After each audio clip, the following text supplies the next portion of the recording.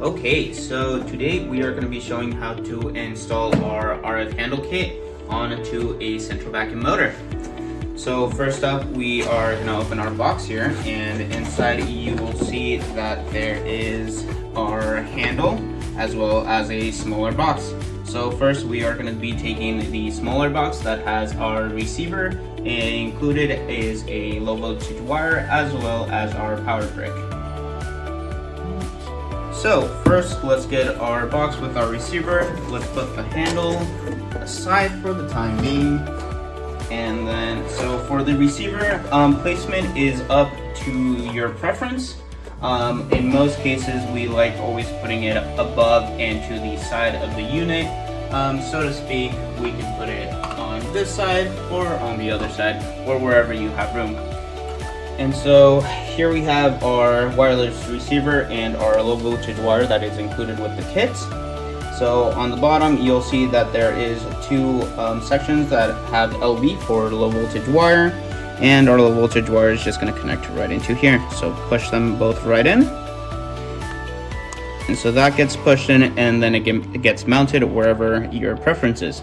And then coming down to here to the connection of the unit. So wherever the wires land is how we're gonna have it.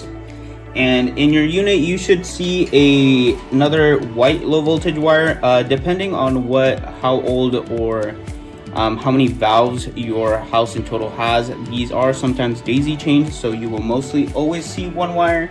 But depending on how many you have, it is basically all the same. You're gonna be doing the same process for all of them. So we'll go ahead here and start stripping our wire. So here we go. Strip that. And usually we do have the red and black as always. Color coordination doesn't really matter with the low voltage wire that is included. But with all other wires, they should be color matched. So on our low voltage wire, you'll see that the other side also has the same male connections, female I mean, and those can just be cut right off. And you just strip new wire, like so. Get those ready, and then you'll just want to combine them together, just twist them together.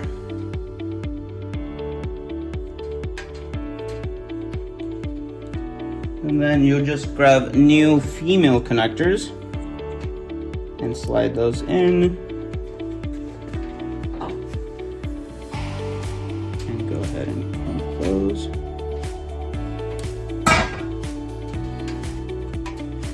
And your other side.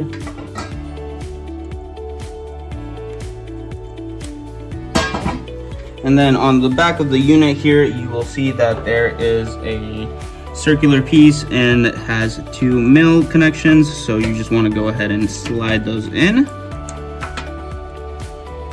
just like so. On many units, not including the unit that we are showing right now, it is mostly always exactly the same. So just see what type of connections you have and adjust it accordingly. And so once these connections are made, we have our power brick right here, and this will just get connected to any 120 plug, any regular plug really. So you have your transmitter right here, and this will just get connected to the bottom, and then just plug this in to the closest port, closest outlet. Alright, so once we have everything else wired up, I am just going to demonstrate how to check that we are actually connected with our handle, which is right here, and the receiver.